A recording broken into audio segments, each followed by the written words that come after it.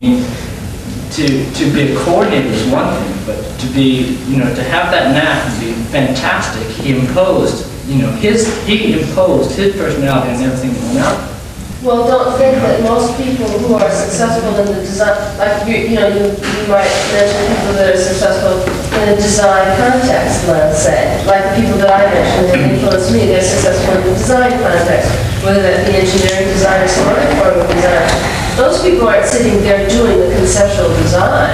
I mean, they may conceptualize in their head, I want something like this, that, and the other, because they are so experienced that they have experienced many feelings, many forms, many envelopes, many, whatever, without getting into further complexities of that.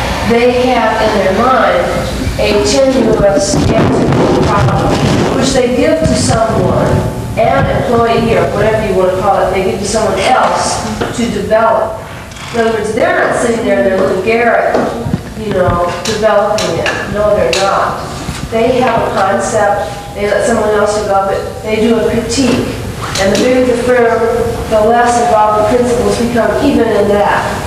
You're generalizing though. I certainly am, that's correct. Not true across the board. Oh, definitely not. Architects work in different ways. It's true that the majority of production offices, my jobs, will work the way you do. And in many cases, I'm sure there are many designers who work that way, but there are also designers who still are very much into the whole works and will do the design development and carry the whole works through. So I think, what I think some of the students are looking at I think they visualize themselves in that role. I think there's disillusionment sometimes when they look at the world as only a management role, or only a, somewhat of a lead role and so forth. And I think even though most people come out of schools with that disillusionment and don't succeed, there are those who do in the same vein that they thought they would when they went to school.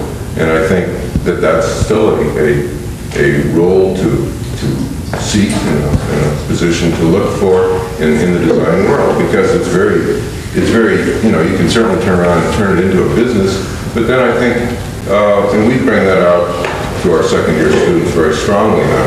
I run a session every Friday and we talk about this until the point that I assume that they would be discouraged about architecture totally, but I really feel that they still should be going out as with that same dream and that same attitude about the world as a designer, as one who wants to succeed on that basis. And I think to discourage that or to think of it only as a business is really wrong. I think they have to have business capability, but that's a sideline, or else you can't be a principal.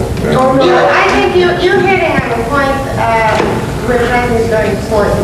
I feel that schools have typically done a disservice to their graduates because they've been thrown with the designer as the only acceptable role. Now, in real life, no matter how great the designer and how much he's involved, the design part is perhaps 10% of the total work of getting that building built. There is the 90%, which is not that exciting, which is essential to get the building built. And I think that since all of us are individuals and all of us are not equally talented in all directions, to say that the 90% of the effort which is spent to put that building up is not as honorable or not as glorious or should be second-rated is unfair. Now, I'm not saying that those guys who have the talent and who want to be the great designers shouldn't do that. That's super. But why make the other 90% of the team feel that the glory isn't really theirs? Well, the 90% is giving that to themselves, I think, Margo. My experience in the school and in that end is when you talk about management, or talk about construction management, or talk about production in any form whatsoever, and you talk about what it is in the real profession, and then you deal with that in terms of actually trying to encourage students to go into these fields, to do more in those areas. None will opt for that. They didn't come to architecture school for that. They opt for it later when they go into the real world, because then they start to see that these positions really fit them in a better way than the design world fit them. And we found students for them in school is that because of the really the image that the schools have perpetuated it seems that goes on that the architect is the great designer. But that's why they come. I There's think very selling the few people students coming really in. short, saying they're coming to be egomaniacs, putting their things all. I think that design currently in these times is defined much differently than I'm hearing it defined now. I don't think students come to school nowadays to do giant jewels sitting in the landscape. They want to influence, I think, the way the environment is shaped. And that can take an awful lot of different... But that's just as egotistical as designing a jewel, I think... No, I don't think it is. To influence, you're a person, you're living in this environment just like a lot of other people are. Someone has to direct the growth. Maybe that's even more... How many students do you interview in your position? I have to participate in selective admissions for the... Yeah, but how many is there? Well, I think you've been at Cal Poly, what, one first year? This is my first year at Cal Poly. I think there are So- something like 500 applicants. I don't know how many I'll be interviewing. You haven't done it yet? I was on admissions committee during the 3 years that I was a student at UCLA. I interviewed many students, and I was interviewing students at Syracuse University last year. So for the last 5 years, I have been talking to people coming into school.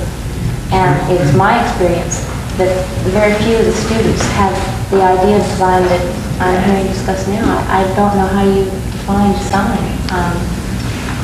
No, I'm just telling you what I'm hearing from the majority of the students. PA and all the magazines, what gets in there is the different design. It's a design. It's not a building that has been particularly well built. Well, I don't think design is just form giving, and that's what I'm hearing.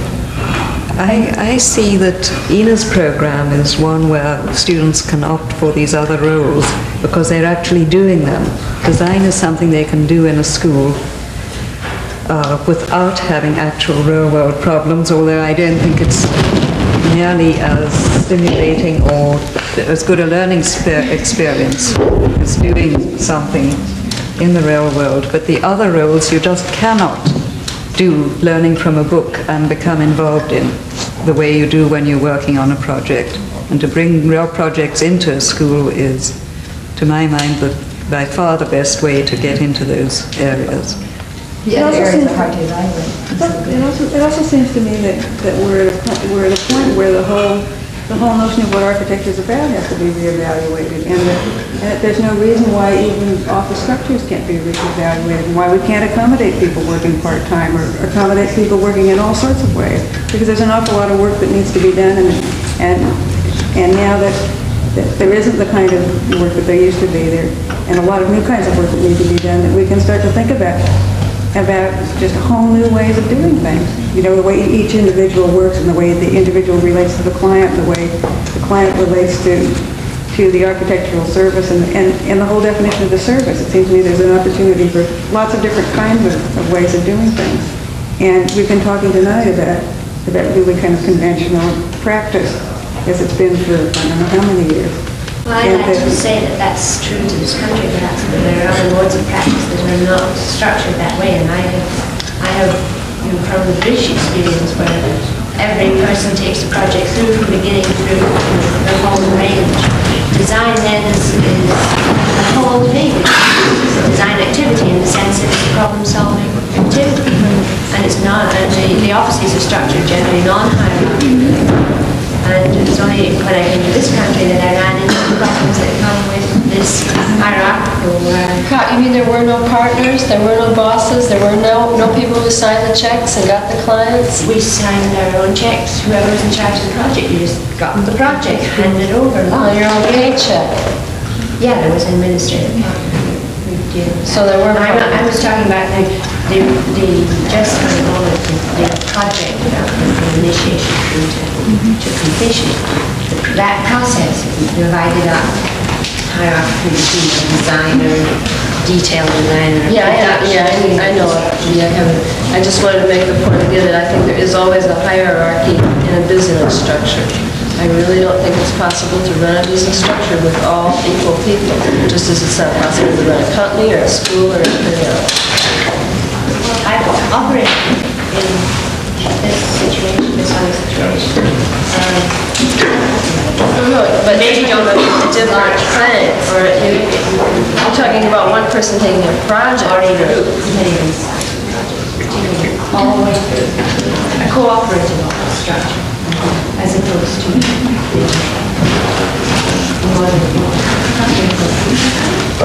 But that again, just the way an office sets up, some of them separate out the functions, and the others try not to do that, which I think is a much better way to operate an office anyway, as Claire's talking about. Then I don't think you get into what you're talking about, Margo, of the feeling of being in different roles. You're all part of that whole role in terms of that total production. But I'm just, so I think there are both ways that you play this or you can work this, but then I was just bringing up earlier that in Lynn's case, where she was just talking about the architect who no longer ever, in a sense, ever takes a project beyond conception, and that's not really true in many offices either. And Oh, no, I'm through the same team. aware of that possibility, but what I am saying, and I do want to reiterate it, is there is no such thing as one person who takes a project through on their own unless it's a toilet remodeling. There are always engineers, there are always many, many people involved, and there's always someone who gives direction. The engineer isn't doing this thing, or, there is a hierarchy in any team. There is a hierarchy in any team, an efficient team. Ray, can I just ask one thing? It seems to me that one of the main problems in architecture, I'm a little outside, I'm an engineer, is why is architecture such a little respected profession in the United States? And I think some of the attitude, which is design is the only name of the game, is some of the reason that architecture is not that well respected, and part of the reason in general that businessmen do not go to architects for many of their structures and things like that, because the schools are putting out people who say design is the only part of it. And from the businessman's point of view, he wants a beautiful design, he really does, but he has to meet certain criteria of cost, he has to meet certain criteria of usability, and it has to fit together. And a beautiful design does not always do that, and I think there's too little attention paid to that often in the architectural school. And if the emphasis starts to shift, I could see architecture becoming a more important part of the building industry than it is in the United States. I would like to talk. I'd like to talk about the difference which everyone's glossed over. I know many women feel that there's no difference at all in the way women and men approach designs. I believe that women are trained in men's schools, and therefore they produce men's architecture to a great degree, and that you cannot tell whether a woman or a man has done a design or drawing or building a lot of the time.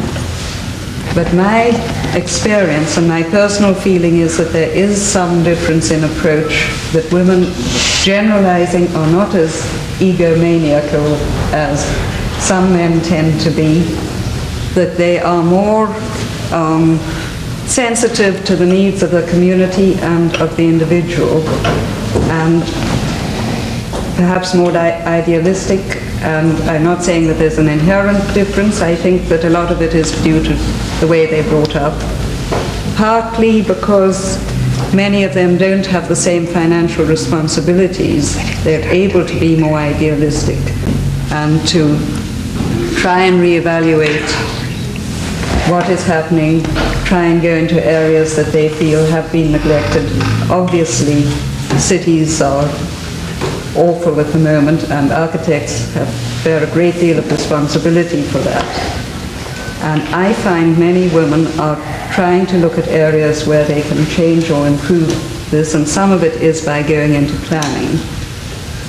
But my experience with many women architects is that they are more worried about these things than many men, and it's very general, as I say, but I feel that there is a difference. Do you think that the women here tonight are less fit the description that you just gave, your perception of women's architects, because of their training or something where, it's it's so important to be equal in a man's world that they don't really examine the values for the most part, with a couple of Well, I examples. think some of the women tonight do and some don't, and it's their own personal choices about which way they want or need to go. Do you think that that's perhaps a function of their training or simply the political climate, the time in which they received their training and grew up? I think they've all had the same training, more or less, perhaps except Mary, who's... More a function of And their that's the experience and definition. practice. I think that's the question. Definition of success in this society. I mean, how do you evaluate who is successful? And, we consider women to be successful if they are following the male models, if they have 30 employees or 20 employees, if they're bosses, then successful, if they're project architects, and that thing gets built no matter how dreadful it is. So, I think what you say is really true, that we were all trained. Go ahead. That we all were trained by males, and we tried to fit those male models. I know that I did, and I never recognized any differences that I had until very recently, or any conflicts that I had about, well, maybe some of the models that I were following didn't seem really quite right to me, and I think that there aren't enough of us yet to really know, and enough of us really following our own real feelings and our own impulses to know whether there's a difference yet. But I suspect that it's interesting that this, in rejecting, women's lib, quote unquote, there's a lot of the tenets of the feminist movement that relate more to what you were talking about questioning values and whether or not it's a positive thing, whether I build my office up from 25 people to 50, if it's at the expense of a community. And perhaps, even though, there seems to be a central theme among the women's night that it's not that I'm a women's liberator, it's that I'm doing my own thing and that, I've got to do this. It seems like there's some things that, one could examine of the women's movement, the feminist movement, that really do relate to you, or even to all of us. I don't think anyone here was denying that. I think what they were saying is that an awful lot of what is being talked about in, quote, the women's lib thing is part of their lives already. I think that the questioning values is part of why some of the women here might be in a field that for a long time has been considered a man's field. A lot of us simply weren't concerned, at least myself. I never really thought much about, I just did something I wanted to do. Maybe some people would be put off. Maybe some people would be challenged. Maybe some people are strong enough in something that they want to do. Some people are going to benefit more from the women's lib thing. I always find it very hard to understand what people really mean by women's lib. I think that all people want to have sort of full person rights and want to be able to question values of any set standard. And if that's what you call women's lib, then certainly I am one, and I think a lot of people here would be, but I don't know why you have to call that kind of attitude one thing or another. I wouldn't deny being a woman's liberator, but I don't think I've ever marched around that I can recall. Well, yeah, I'm not trying to say, I just think that there's tenets of feminism that could relate very directly to what you guys are doing, but you in saying, well, I'm not a women's liberator and I don't march around. I didn't say I wasn't a women's liberator. Okay, well, I didn't mean you personally. I don't mean to get into an The labels are very strange. I'm just kind of curious about, what part perhaps your training or your indoctrination or plays in your attitudes. Well, as was mentioned before, there are a lot of women here that are part of a Women in Architecture group, the AWA. And in one way, we're a lot of busy people. And that's one way I find to keep myself in touch with other women architects and fulfill some of my frustrations. And that's one thing that I can do. I think that there's a part of the problem that gets missed, and that's this. There's such a tremendous desire to be accepted as an architect. It's a tendency to deny the fact that you're a woman. And I think it's essential for women in architecture to recognize, just forget about being recognized as an architect, to accept the fact that they're going to be accepted as architects, and then to say, okay, what is it about me that makes me unique, and what is it that I can lend to the field of architecture that no man has ever lent to the field of architecture? Why can't you say that as any other person? Yeah, but it's, okay, as a person, fine, but what happens is it boils down to some of the things that you learn as a child that are going to influence your architecture. And what I'm saying is learn to express those things. Don't be afraid of being a woman. Don't be so, in other words, there's another side to the oppression. When you have afraid of being a woman. I don't understand. What I'm saying is don't, the point of... See, I think that's just a very simple time to say that we just don't want to be, we just want to be creative. Just you know, if you say I'm a doctor, I'm a lawyer, whatever it is, they don't. I think you're making one confusion. That's right. There's the attitude of the people who react to us and our attitude to ourselves. Now, when I go out on a job and the contractor asks me out to lunch and I, accept it because why not? And then he interprets his invitation as something more than I intended. That's in his mind, not in my mind. And you get an awful lot of that. So it's very hard to project that you're a woman, as a matter of fact. All right, now, to be a little more serious about it, I think each of us came to this field because we liked doing it. Because we thought it was an exciting area and we had certain talents to fit into one or another facet of it.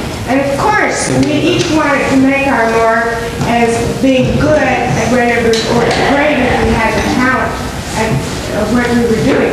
But the difficult thing is that we were really never allowed to do that. Because at every step of the way, we were forced to remember that, oh, you're a woman, and you have to first of all fight the battle to be able to allow to do anything at all. It's a battle for credibility. A lot of energy goes into just that very point. And the point that I was making is that I just hope that this generation doesn't have to waste that much effort to just get in the door, that they can just sit down and show what they can do.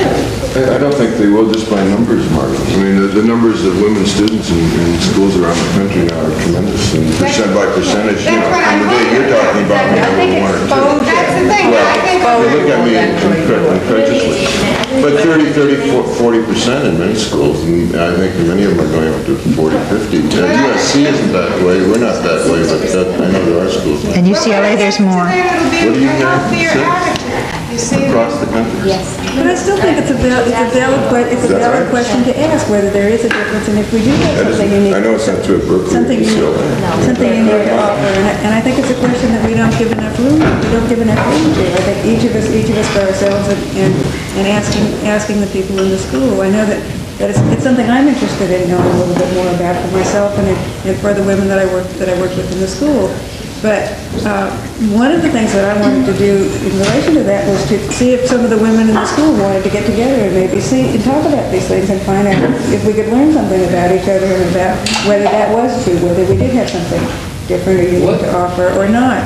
And what is it, I mean, like, I don't know. I mean, I live with Melissa, so I hear a lot of this, but there's women getting together to discuss what's unique among them. And I want to know what is unique. I've heard Sheila say that she can design a better kitchen or something because she's a woman, but I don't know. I just, something to that effect, that sort of thing. Now, I want to know what it is. I don't know. You're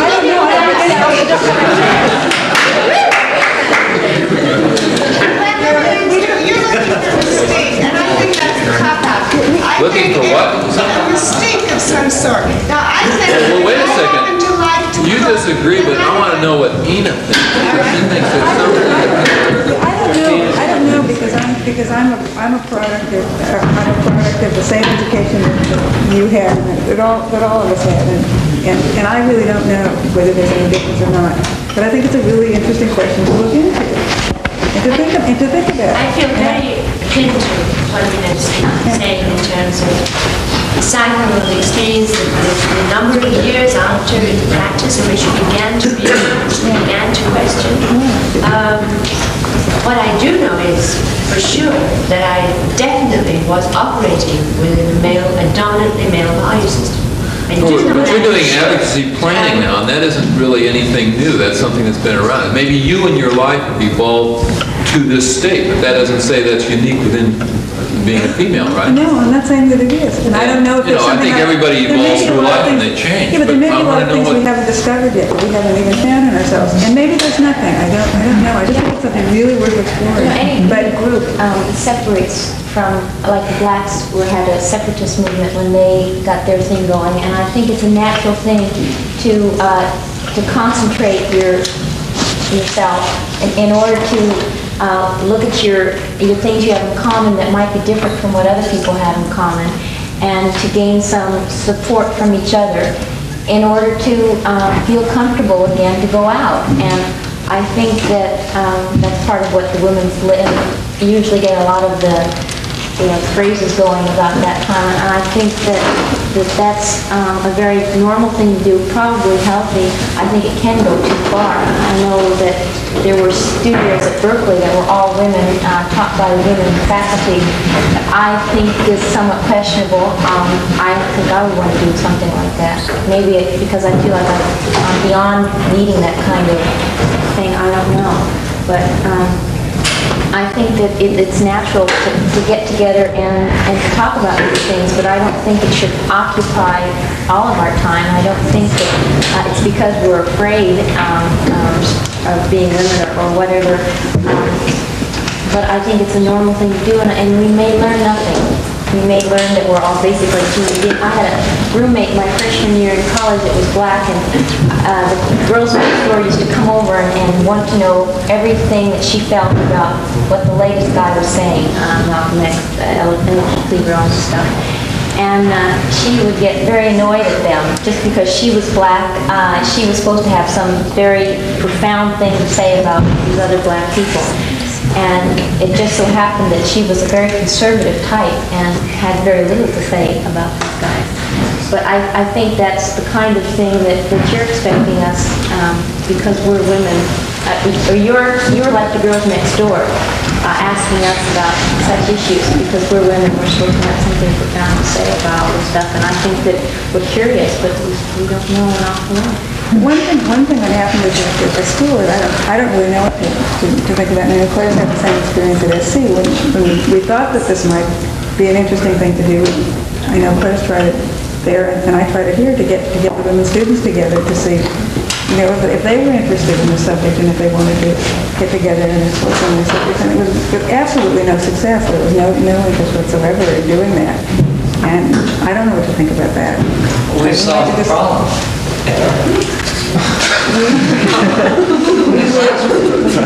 We're at now.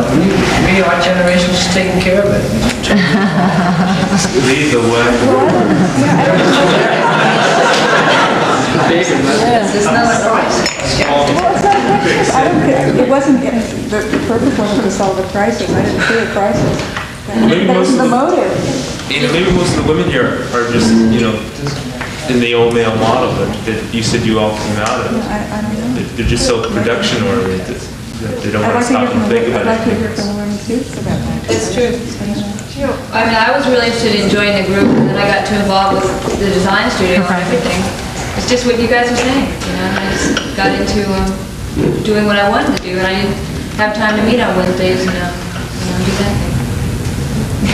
I actually find that I resist going to groups that are only women, that I would rather spend time with architects and discussing problems of the whole profession, problems they're having in different facets of, than sitting with women discussing the problems on architectural problems, the women's own problems, instead of problems of the profession. But often those problems are common problems that it really helps.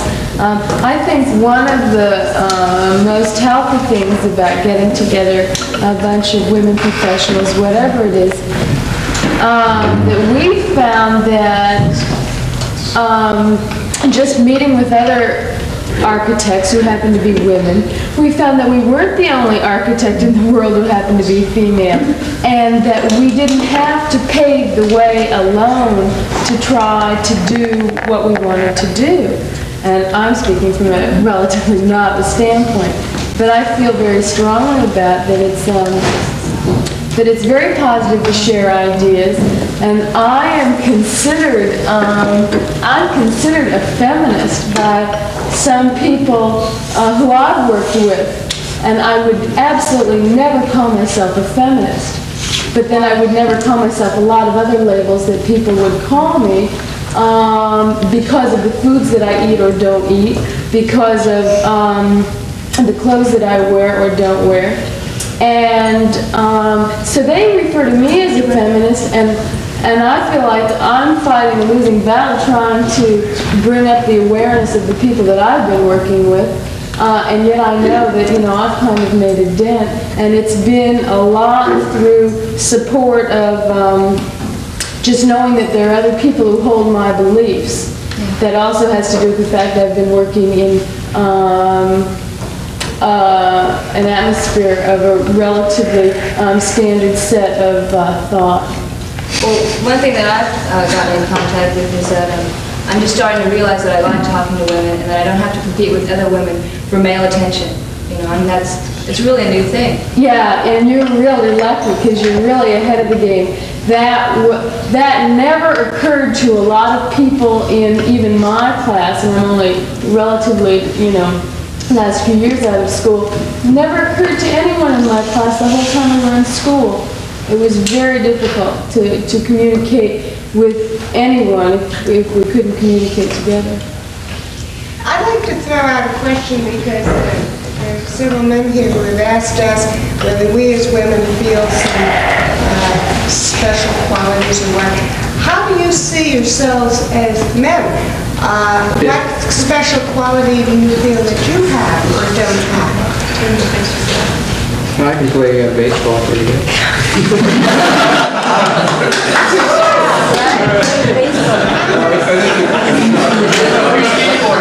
I think the question was asked because I don't think there is the differences in that sense. I think that say surface at this point in time. Now maybe through some other process, because of the things that you mentioned before, kinds of things that architects, I've been involved with. Yeah, community action processes, community advocacy. I do think that having grown up as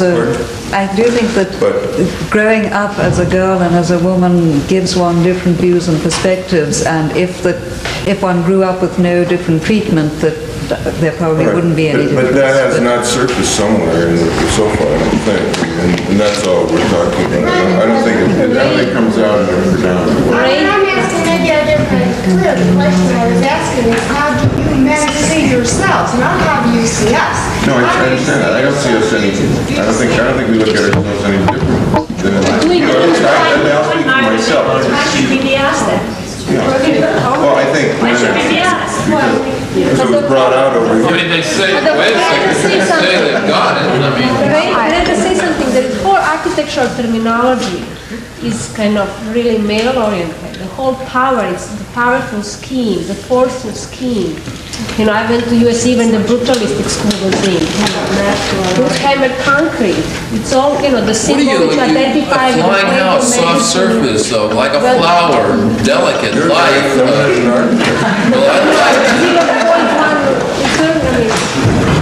I'm talking about the majority of the established architecture. It's all based on the masculine. It doesn't say soft. I can identify very strongly with these two women up there and the work that they show. It's very, they're talking about being oriented, being educated under masculine tutorage or whatever. But I'm just saying that there's, I'm sure that I don't see them feeling any different whatsoever. Now they may find a difference in their search. I mean, Margo isn't searching, Ena is, and then it'll come to pass, I guess. But I don't know. I think I think architecture is an egocentric profession for a man or a woman. And there are those who work in teams. I don't disagree with that. And I think there are two ways of working anyway. There are several ways of working. One, in our office, we work both ways. It's team and sometimes individual. And it does vary. And you will get students coming in from different ones, but I don't know that there's a great difference at this point in time. There may be. I think as women maybe find a place and search it out and really go at it in a very determined way, they may be able to find their way through it, just as I think those of us as males are trying to find our roles all the time and are redefining our roles architecturally, and so I don't know that there's that difference. I've never really felt that. I feel, pretty much as Inga does, that I think you're an architect, you're in this position in life, the same as I. And I feel the same equality with Margo if I sit on a board with her, and I respect her position, respect the role she played as setting up the Community Design Center, which is a very good role. I don't know, I'm talking all over the place, but all I'm saying is I don't see the difference. We know the difference when we're dealing with clients and contractors. Okay, that's a male-female relationship you're talking about. A whole other number. That's when we operate with privately, not with other architects. That's where the problems are. But one thing I was on the... No, but what I'm trying to say is the issue is independability. A woman architect is not in society as credible yet as a male. And we all have many tales to tell to prove that individually. No, I'm not going to dispute that. So I think the central thrust of the discussion, I always feel frustrated when these kinds of discussions turn in on themselves about, how do you feel, how do I feel, what do you feel about me? This isn't the issue. The issue is the societal credibility, which is right outside of this room. And it's an enormously difficult problem to turn that around, or to go about changing that. And the only way I see is sheer numbers, credibility, credible ones. With enough, 50% of the profession being women, then it's a very different issue of credibility than we want to say in the world out there. And that's why, in the end, I can only push for more and more and more women. Just to build up that credibility. Are you talking about individual credibility or credibility of women as a whole?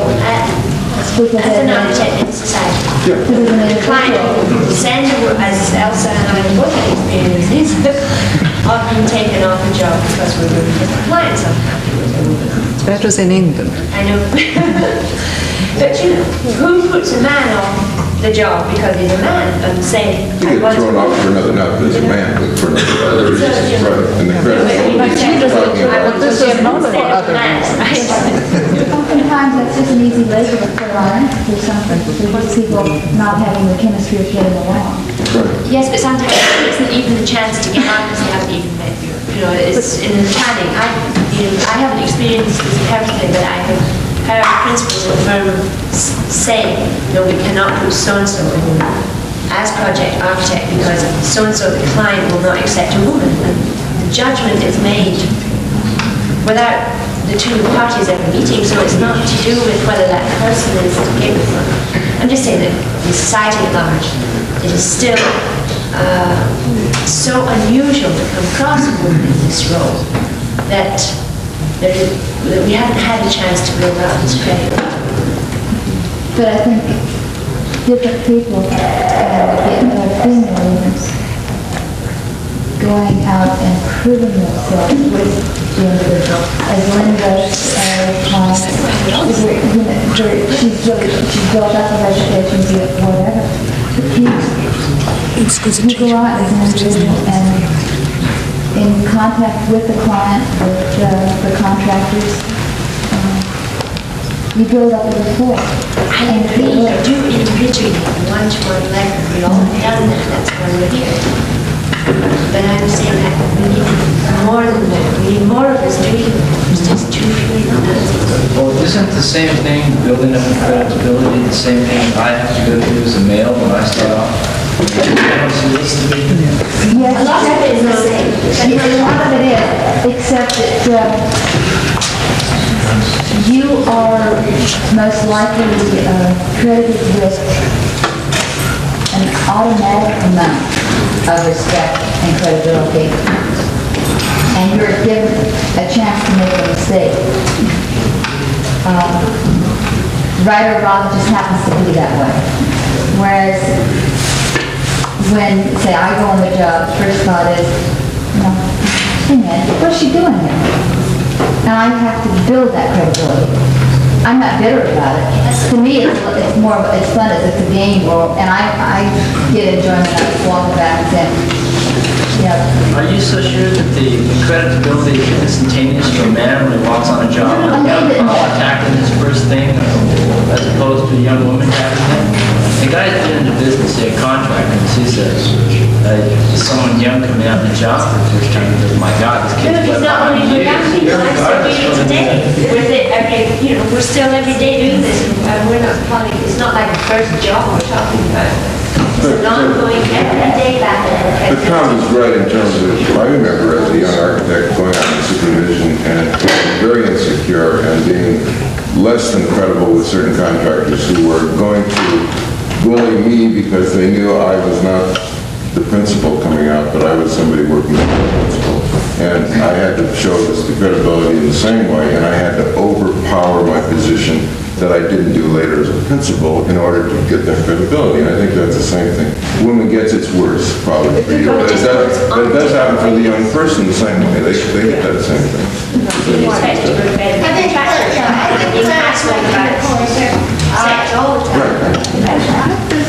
What occurred to me was just changing the whole thing to a different point of view, that society doesn't allow people, whether they're male or female, to do what they want to do.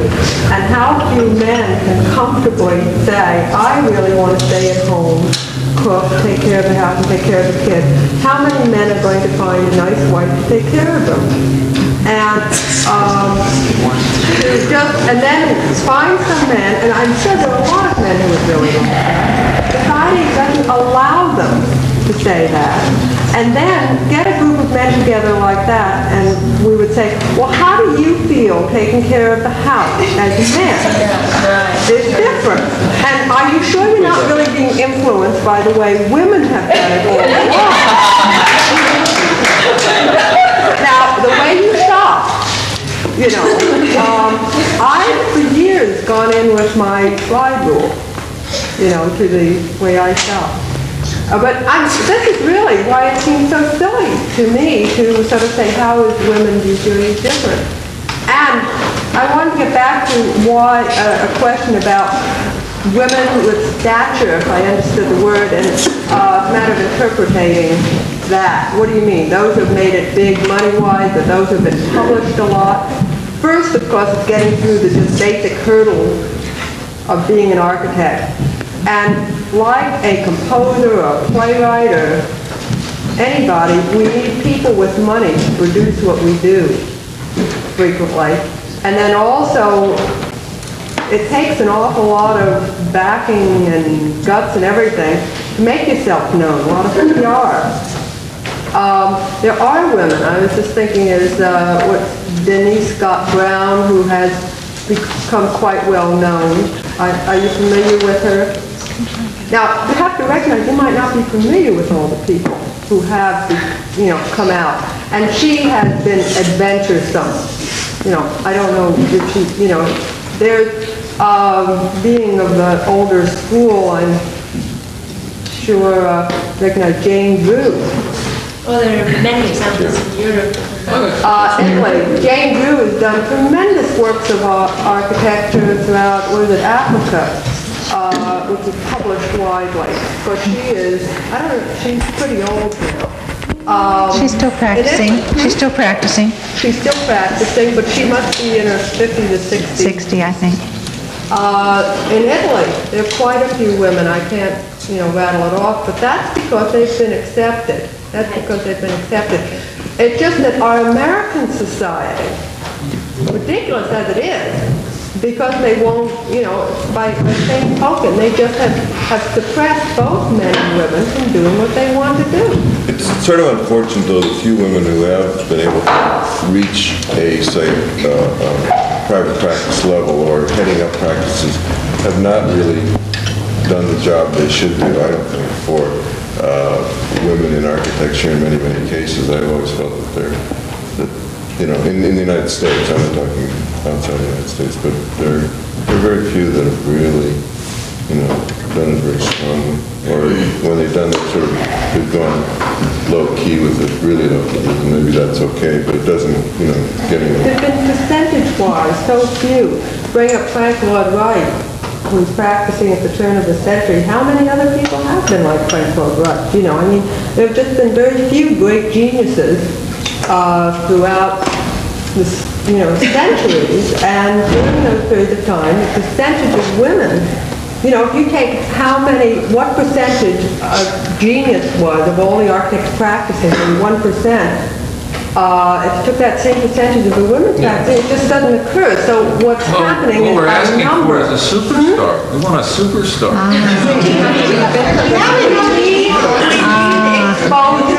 We need number, and we need what we're all saying too is we just need just general acceptance by society. So we're not put separately, that we're treated just as people in our profession. And then in our private lives, we're perfectly happy to be female. It is awkward to go out for a luncheon with somebody, with a contractor, and he's got other ideas. Well, wait a second. This is what sort of, I really can't buy the idea that there's a male and a female. Now that's been with us for a long time. All right. And now in the architectural profession, it's usually male dealing with male, and suddenly a contractor is now dealing with a female. Now he doesn't suddenly change. Yes, he's still a male, and the female is still a female. He doesn't know the role. You see, that's the thing. Everybody's conditioned, and he's been accustomed to playing a certain role, and you foul them up completely by changing the rules. And really, it's funny in a way, it's sad too, but there's a certain amount of that. And so you have to kind of develop a way to restore an equilibrium, put the guy at ease with that, and signal to him that he doesn't have to play what he thinks is the male-female role, but he can go back to playing the contractor-architect role. And that takes a little bit. I don't care whatever relationship, you're still going to have this male-female. I don't see if you're sitting around with a board and it's 50-50 or whatever it is. There's still a difference. Okay, but then, all right, well, you have that in an office too. I mean, you've got men all around, but that's within certain limitations. I mean, you don't make certain assumptions right away. You can certainly go out with somebody for coffee or whatever, and it can be just that. But for some strange reason, with contractors, it has a tendency to be interpreted, or clients, right, to be something else, because it's not the normal situation. But it isn't a problem. I mean, in my opinion, it's not a problem. I mean, there's always been, It's how you handle it. After a while, a woman gained experience in how to handle the situation. And that's all it is. That's the very fact that we're women, we are. I had one client, and I had to be nice to him. He had once done opera singing, and every time I get on the phone to discuss business, he'd sing to me. And I couldn't be rude to him. And then he'd keep asking me out, and when I go out to the job site, he'd come out with his camera taking movies of me. And I didn't want to be rude to him, but I'm just saying, I don't want to have to be subjected to that. All right, let's reverse the role. Unless I really like to. Say there were 90% women architects and 10% males. Reverse the role. Now, okay. All right. What would your reaction be to the man coming on? I mean, like if you were a contractor woman and there was 90% of you around, and this 10% man comes out and you took him out to lunch or something. Okay, let's take a female-dominated thing. we're female dominated. It is in the house. What if you have a little, okay, men are coming. What is it? Rosie Greer does, who does crocheting? Rosie Greer does needle. In fact, my contractor, I just love him. He is this lovely contractor. I get along great. He does the most gorgeous embroidery. He showed me on his jacket, and just beautiful, and he makes beautiful necklaces. He's just great. And with people like that, I can work with. I fully accept that he can embroider. I can't. But, you know, I mean, gradually we're overcoming that. And so if it was a female-dominated profession, a man came out, you know, why not? I don't have to pinch him or anything, you know. I feel like maybe... Your attitude, But what's the matter? I mean, I'm just saying there's a difference, and I don't really think it really... What, you know, there's a difference, and it's nice, and there's nothing wrong with just like, I mean, anybody else, you would try to put them at ease. If they were on the make or something, you might, you know, make a joke or say, hey, you know, how's your wife? Or, you know, some other thing, you know. It's just, I don't think it's a problem. I think it's really another human relationship, and you want to try to make the guy feel at ease. You know, if he thinks he has to play a male role and you don't want to be involved in that male-female role playing, then you just make the guy feel at ease, and there's no big deal. I mean, I don't think it's a big deal. Wait a second, Lynn, you were, there was some opinions said by 3 or 4 women, and you were agreeing, now you're switching back. That's what I had to say. I haven't said anything until now. That's what I say. I don't think it's, I don't see anything bad. I've got to say something here that's going to be completely different. Because I work as construction project manager for the county. I have 8 different contractors I work with. And I haven't got any of this. I work going there with the subs, and I'm beginning to feel unfeminine for the moment, as a matter of fact. Lipstick, maybe. But, a mini skirt, that's... It's a hard hat. But I go on the job, and, you know, all right, the first day, there might be a cute remark or something like that. But you answer back with a cute remark. And after that first, 1 or 2 meetings, the contractor treats you just like any other project manager. If you come up with the answers, you've got a good report. If you don't come up with the answers, you don't have a good report.